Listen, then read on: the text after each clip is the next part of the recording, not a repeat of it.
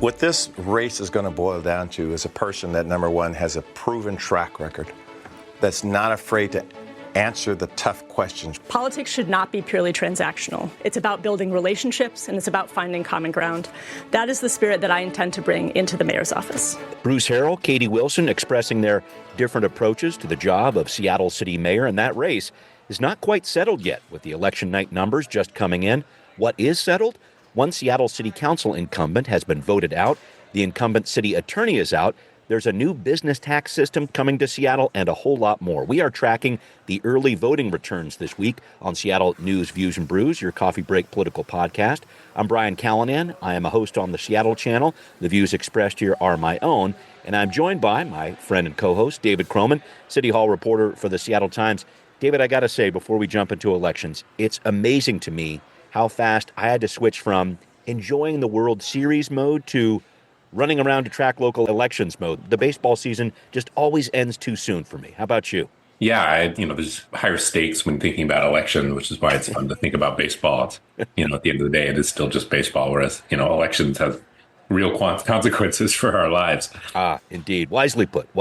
Thank you, David, as always. And thanks also to our background noise sponsor, City Grind Espresso on the first floor of City Hall. Thanks also to all the patrons supporting the show. Linda, thank you for interacting on Patreon and being a stalwart patron of the program. Really appreciate your support. If you want to be cool like your sister, Linda, you can get Patrons First podcasts and a whole lot more. Even get your own Seattle News, Views, and Brews decal. Check it out. Please subscribe to the program on Patreon, starting at just $5 per month. Head to Patreon and give like you mean it. Seattle News, Views, and Brews. Also, thank you for watching this podcast on Converge Media. The video version is on Converge Wednesday nights at 7. All right, the ballots are in. Let the excitement begin. Time for Right Here, Right Now. Okay, we head first to the Seattle mayor's race, looking at election night numbers. Bruce Harrell has a 53.3 to 46.2 lead over Katie Wilson, but these numbers are going to change. David, you noted in your coverage of this race in the Seattle Times, ballots that get counted later traditionally break left. This definitely played out in the primary. Harrell at that point had 44.9% of the vote on election night, Wilson 46.2%. But when the votes were all counted, it was Wilson at 50.8 and Harrell at 41.2, meaning an 8.6 swing for Wilson there. If she gets that swing this time around, she would actually be ahead by 1.5 points. So I just wanted your take on this, David. What do you make of Harrell's lead right now after you trail by 9.5 points in the primary? And what chance does Wilson have to pull this off, do you think? Yeah, my initial takeaway on the lead is that their message pivot worked. With regards to talking about her experience, et cetera? Yeah, because, I was reflecting on it, and when she first declared last spring, the Harrell campaign's message out of the gates was, this is Kshama Sawant Part 2, that, she's going to bring the city back to 2021 or 2020. And, the primary showed that message just didn't work. And, my colleague Danny Westneat wrote a story talking to Tim Cease, who was running the pro-Harrell PAC, how they had done research around this, she's too lefty message, and found that what we kind of saw in the primary results, it was just not resonating at all with voters, that they just didn't really buy into that. I think to an extent, people have kind of moved on from the defund the police stuff, and so that message wasn't really resonating. And so they made a wholesale switch to, they haven't brought up Kshama Sawant in months. And now pretty much exclusively talk about her experience, trying to kind of puncture this image of her being, of the working class by talking about her parents and her upbringing and the fact that she dropped out of Oxford. And, for whatever you want to make of that messaging, last night's results combined with, nearly $2 million in spending clearly took a bite out of Wilson's support. She's doing much worse this time around than she was doing in the primary, at least relative to Harrell. I think more to the point, Harrell is just doing a lot better. So, of the people who either voted for, say, Joe Mallahan, or the people who didn't vote at all in the primary, he seems to have done pretty well with those folks, at least in the first round. As to the question of whether or not Wilson can come back from this, I think the answer is very much yes. I don't know if she will, one way or the other. 7 points is kind of right in that perfect zone of uncertainty. I guess I wouldn't be surprised either way. We've seen, for example, Kshama Sawant one year swung 12 points, I think. Yeah, she was behind Richard Conlon. I remember that race back in 2013, and she had to overcome a huge margin just like this, very close to 7 points. Yeah, at the same time, Bruce Harrell is running well ahead of Sarah Nelson and Ann Davison, so he is not seen seen by voters as being some conservative, at least not to the extent that they view them. I think it would probably be a lot to expect that Katie Wilson sees Sawant level swings. Okay. But we heard advice for the last 3 weeks of don't mail your ballots, put them in a drop box. Yes, right. And so I think that particularly for parts of the city that are maybe denser and younger that live near ballot boxes, I think there's a pretty decent chance a lot of people really took that to heart, in which case I think we could see pretty significant numbers for Katie Wilson in that way. I'm kind of talking around the fact that I don't know what's going to happen, but that either outcome would not surprise me. Yeah, no, I hear what you're saying. I mean, that 8.6 point swing for Wilson in the primary, is she going to be able to make up that kind of ground? I think that's the big question we have to ask. And I did want to get back to another point you made here, because really around the country, we've seen such a strong push from Democrats. And I would have to say an anti-Trump rebuke here. The governor's seat in Virginia and New Jersey went blue. California has approved a measure to redraw congressional lines to favor Democrats, among other wins. Did that factor into the mayor's race here? Because Bruce Harrell seemed to be able to diffuse some of that anti-Trump anger at the ballot box that spelled the end for so many incumbents here in Seattle, even in these nonpartisan races for Seattle mayor and the council seats. Talk about that Trump effect. How did that affect the mayor's race here, do you think? Yeah, I don't know exactly how it affected it. You know, in the primary, I think it was clear it did have an effect, which is both Wilson and Harrell agreed that Trump had an effect. They had kind of different reasons for why. If you take Harrell's interpretation of it, it's he spurred a broad anti-incumbent backlash, sort of everybody's unhappy with the state of politics and therefore will take it out on the closest politician to them. Right. That's an explanation that might hold some water. It's also one that kind of lets Harrell off the hook a little bit. Wilson's interpretation was that Trump kind of highlighted the failings of the Democratic establishment, sort of showed that they are weak and have not come up with a strong counter message to Trump, and that Bruce Harrell is closely affiliated with that establishment. I think both Wilson and Harrell's explanation held up pretty well in the primary. I think in the general, Harrell understood this. And again, this kind of goes, you got to give the campaigns for Harrell some credit. They understood their message didn't work particularly well in the primary and really shifted course. And I think they hammered super hard on him being an anti-Trump figure, harder than they did in the primary. And, you know, I think that also probably worked to his benefit. Yeah. Well, how did you look at the PAC that was supporting Wilson? Because clearly it was funded at less than half, maybe a quarter of what the pro-Harrell PAC was going on. Really? Yeah, was it that little? Yeah, it was. It was not that much. I was looking at some of those numbers there, and it just seemed like it certainly didn't have the resources to attack in the same way that Harrell did. But what did she get wrong in that attack? Or what did that PAC get wrong, I should say? I know the candidates don't have a direct impact with those PACs there, but did she fight back in a different way? Did her message land, or excuse me, did that PAC message land in terms of trying to make a comeback against Harrell? I don't know what else that PAC would have said. You know, I think the message for them was pretty clear and I think effective. Yeah. Primary and probably in the general too, to an extent, which is you want to talk about experience. Well, your experience is being in City Hall for most of the last 2 decades, and we still have homelessness and affordability, I think, issues. I think that's the pretty clear message. And, you know, again, you know, I'm making it sound like Katie Wilson's campaign has been a disaster. No, not at all. Pretty good chance that she's going to win. So if we were having this conversation a week from now, we might be asking, what did Katie Wilson's campaign do well? Yep. And so, you know, I think that message of Harrell's experience is tainted is, you know, if you're running against an incumbent and trying to force a change in city politics, that is the clear way to do it. I don't see any kind of failings as far as that particular message go. You know, if there were failings, it's that Wilson at times, you know, she's a very, on the one hand, this, on the other hand, type of person, which I think is why people like talking to her or looking to her for kind of interpretations on the state of city politics before she could run. I think in the mayor's race, there were times when she was given opportunities to kind of give yes, no answers on things and didn't give them, or have a clear response to criticism and didn't quite have that ready to go. And then she would kind of refine it later and the response would be understandable. But in the moment, you know, I'm thinking of that KUW story that got a lot of attention. where, they're talking about the fact that her parents helped out with childcare. Oh, right. Some forms on the 990. When I talked to her later, she had pretty good answers for those things that made sense in the story that didn't really come through. And I think there were a few occasions like that. And so, and the fact is she's never run for office before and has a team that has never run a political campaign. That's right. Yeah. It's never done this before. And so Yep. I think there was a learning curve on their part. And, whereas Harold's people, she's got Kristen Sinderman backing him. He's like the Democratic consultant that you want to hire. He's the guy, yeah. And so the primary took Harold's people by surprise. And in the general, I think they kind of flexed their muscles maybe a little bit better than Wilson did. Again, I think if I had to bet, I kind of think Wilson is still the favorite in this race. Me too. But it's really close. Yeah, it will be very close. All right, I want to look at some other local races here. No doubt about it, in District 2, the seat vacated by Tammy Morales earlier this year for the Seattle City Council. Eddie Lynn won that position over Adonis Ducksworth. Citywide Position 8, Alexis Mercedes Rink clobbered Rachel Savage, a vocal Trump supporter, and City Attorney Erica Evans gets the nod over incumbent Ann Davison, another registered Republican.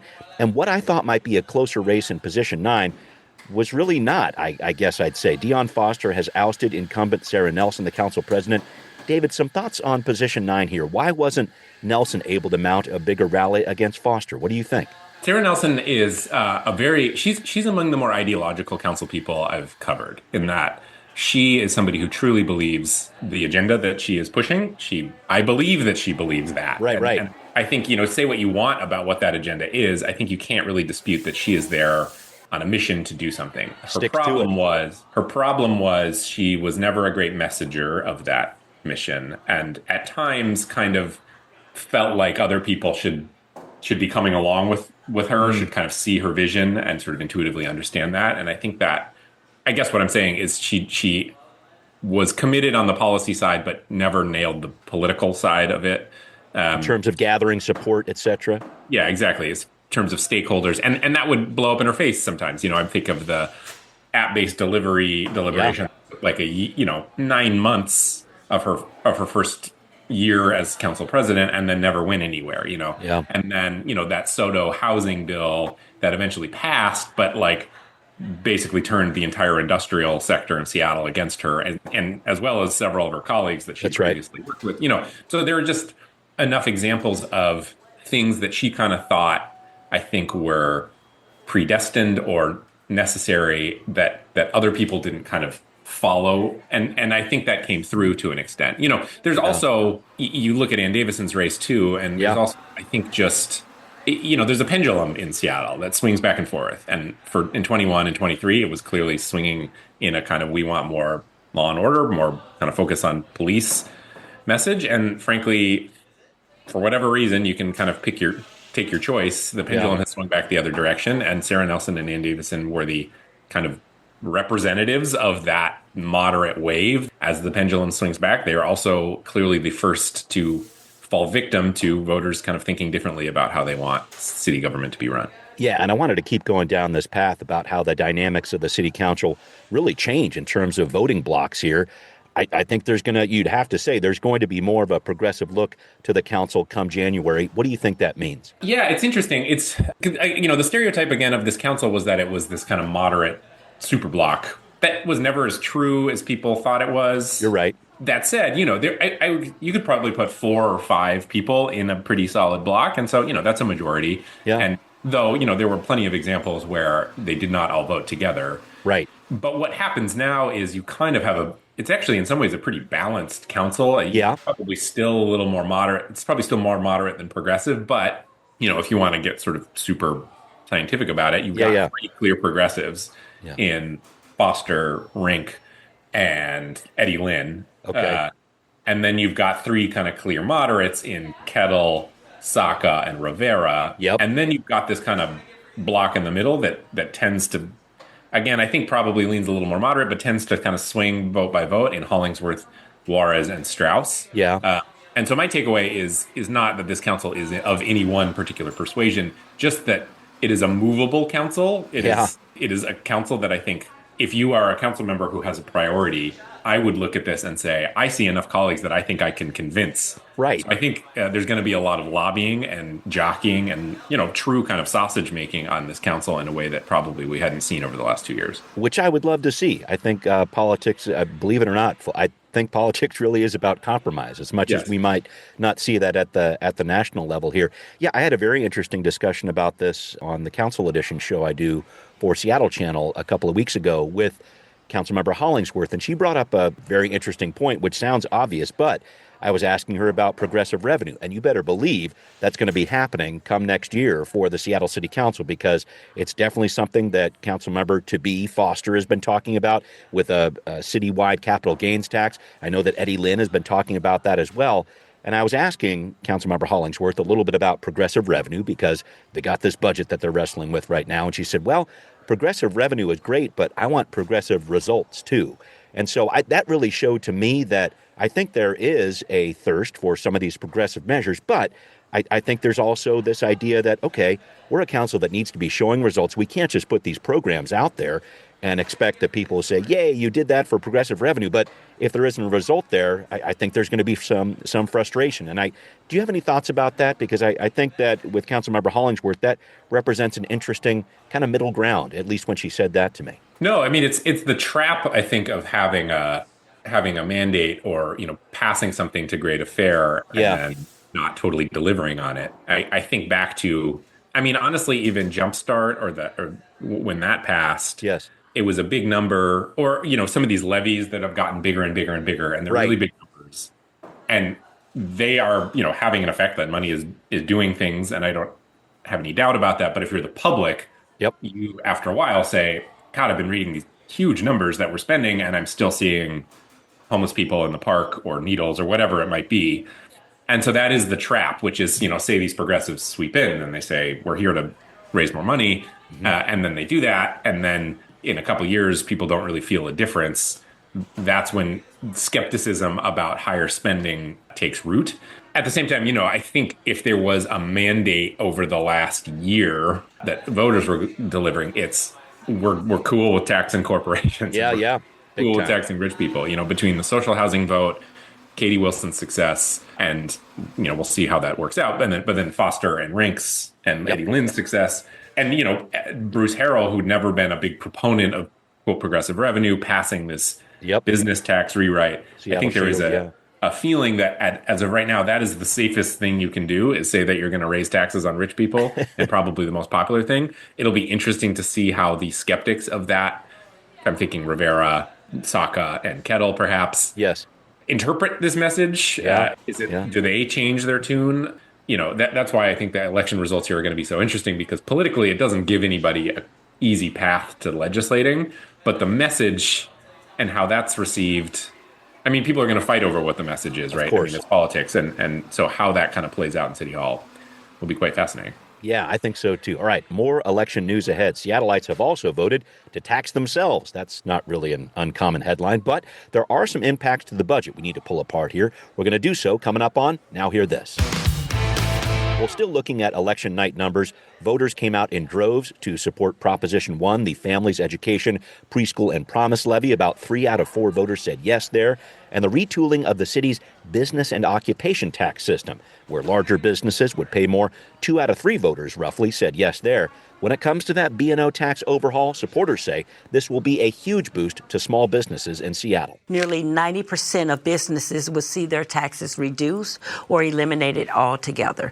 So for businesses making $500,000 or up to $2 million in revenue, that thousands of dollars saved each year can be a staff. They can invest into people, into jobs, neighborhoods, and their own stability. David, voters came out in Seattle, as they very often do, and supported these levies. But were you surprised at the margins? Specifically, I was looking at the B&O tax. That came up really strong here. I guess this is more that tax the rich sentiment you're talking about. Yeah, for sure. There wasn't really an opposition to that. Well, there was a small opposition to this. Eugene Wasserman. May his name be said, yes. But I think there are legitimate critiques of this approach. Yeah. As far as it taxing gross receipts versus income, what is that going to mean for grocery stores particularly? Yep. But the message is we are cutting taxes on 90% of the city's businesses and Right. raising the city's biggest businesses. That's kitty litter for that's catnip, not kitty litter. That's Yeah. catnip for Yeah. Seattle voters. You want to surprise- distinguish between those two if you can, catnip and kitty litter. Yes, please. No surprise that Yeah. that it did. Yeah.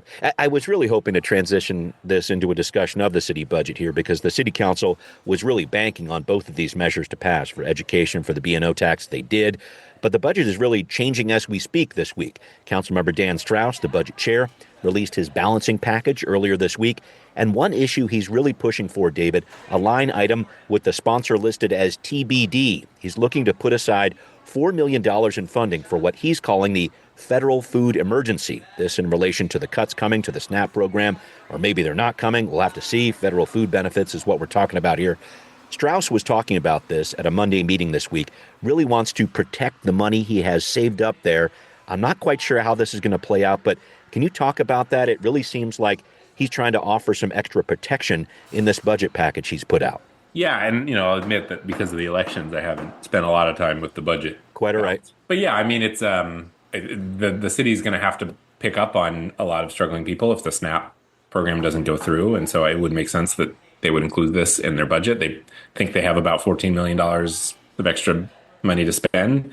Strauss being the budget chair and giving one of the biggest allocations to one of his priorities, I'm sure won't be the most popular thing among his colleagues. Yeah. As an aside, there's going to be an interesting competition for who gets to be council president. So we'll see And how that- don't you think it could be Strauss, or he's going to be gunning for it? Or I what? think Strauss wants it. Yeah. I don't know if he's going to get it. Yeah. Anyway, yeah. So it's an interesting read on what the city's top priority is right now. I think it's very of the moment. We'll see kind of how this whole SNAP thing actually plays out. Yeah, no, I was just looking at it, and you talk about a pendulum going back and forth. You see all these Democratic wins from election night. It almost seems to me, and I think Councilmember Strauss was talking about this too, like what paybacks from the Trump administration could be coming next. It's almost like we need to be putting more money aside here because we could be seeing more retribution, if you will, from the federal government coming. Do you see that dynamic at play, maybe? Yeah, I think that's right. I don't entirely. I mean, if that's the case, he's also proposing to put more money away in the rainy day reserve. Yes, right. I don't know exactly what the thought is behind specifically dedicating this to one kind of priority in food rather than kind of setting aside a pot where you can respond to these sorts of things. Because as we well know, the storylines out of the Trump administration change quite dramatically week by week. So again, it's very of the moment. It feels like the SNAP thing is quite bad politically for Republicans. And so my guess is that it eventually does get funded, but that's just from an outside perspective. Yeah, to what level we will have to see. All right, well, coming up, another federal funding issue. Seattle is returning money to the federal government. What's happening here? Some more details coming up on What's Next. David, this headline was hidden a bit in the election coverage of the last week, but I thought it was interesting. You reported this in the Seattle Times. The Seattle Department of Transportation has to return about $4 million to the federal government on a project. What's up here? Yeah, this is a long running. This grant goes back to 2017, and it was basically to update signals and kind of do some mobility work in the university district, and so they got $4.1 million from the federal government to help do this in this grant. But throughout the whole process, there were some kind of internal concerns that were raised about how the contract was being executed, and the primary one was that the consultant who was hired to do this work had already been working on essentially the grant before the grant had even been accepted. And so the criticism is, you have to do competitive bidding processes here. And that wasn't done, that this person was just kind of, grandfathered into Given the role, for a pretty lucrative gig. So that was kind of the main concern. I think you can debate about how big of a deal that is, but the Department of Transportation had been kind of trying to bat down these complaints for a long time and appear to have just decided that the best course of action is to just return this money, which is difficult because $3.5 million of this $4.1 million has already been spent. And so when you talk about returning money, you're have to dip into probably the transportation levy and SDOT's budget. So, as we just talked about, the city's budget isn't in a perfect place. Right. So having to spend money, we just said, $4 million for food access or whatever. Right. This is $4 million that, it's going to come out of its own pot, but it's $4 million that certainly I'm sure could be used elsewhere. Oh, yeah. And like when it happens and so forth and how it happens, I know is still in question. I didn't know if this was something that this is happening during the Trump administration. Clearly, he has some issues against blue cities like Seattle. But it sounds like also this has happened before for the city of Seattle. You reported on that piece of this, too. Yeah, there have been a few times when they've returned money. Usually it's because they didn't spend the money, which is a good thing. They got X number of dollars to, say, help with the West Seattle Bridge, but then they don't spend all of it, so they return $3 million or whatever. That's kind of more standard. There have been a few times where some procurement issues were raised and they had to return a little bit of money, but this is the most dramatic example of that. Right. And I know there was some questions certainly from the feds when they kept on pouring money into the Seattle streetcar project. That was a big eyebrow raiser there. I guess just looking forward here, I don't know how big this story is in the wider perspective here, but does this mean more scrutiny on Seattle from the feds in the future, or how do you look at this in that larger perspective? Yeah, it's hard to know what's going on. I think a lot of the sort of auditors, the DOT, US DOT auditors are career staffers, and I think they're probably just kind of doing the same sort of work. I haven't picked up on any sort of political targeting in this. Yeah. I think pretty standard practice to audit these grants in this way, and it sounds like this was kind of a broad audit that kicked this off. So, I don't know what it means. I'd be surprised if the Trump administration is particularly caught up in the work of the US DOT OIG auditors. Fair. Okay. But, I think any attention from the federal government right now for Seattle is bad attention from their perspective. And, you could put that in this bucket. Yeah, for sure. All right. Well, we need to wrap up, David. And I just needed to ask this question. How do you cope with the 3 months, basically, we have to take off from baseball, waiting for February 14th or so to roll around, pitchers and catchers heading back to spring training? Football's cool, but it's just not the same. Some thoughts on this, my friend? Yeah, I like football, but with kids, I can never find 3 hours on a Sunday to sit and watch football. So, there's plenty of off-season discourse. Maybe they'll trade for Tarek Skubal, who knows? Yeah, I know. Is that the big move that you're anticipating? They try to get another big arm in there, or they got to get that Josh Naylor guy at first base for sure. Yeah, they got to try and sign him. I think they'll make an offer to the Tigers for Tarek Skubal. I don't think the Tigers will eventually. I don't think they'll do it. They would be silly to do it. No. But you never know. You can. This is the time for dreaming. I like it. I know when dreams get dashed, there's other dreams that are on the way, as always. David, thank you as always. Thanks to everybody who is listening to Seattle News, Views, and Brews, where you can always find out what's brewing in local politics and with election results, too. If you want to be a patron and support the show, we can help you make that happen. Go to Patreon, find Seattle News, Views, and Brews, pledge $5 per month or more. Very much appreciate the support. You can hear this podcast on Apple, Spotify, wherever you like to listen. Thank you also for watching on Converge Media. We'll see you next time. Seattle News, Views, and Brews is an independent production of Callanan Media Services. Copyright 2025.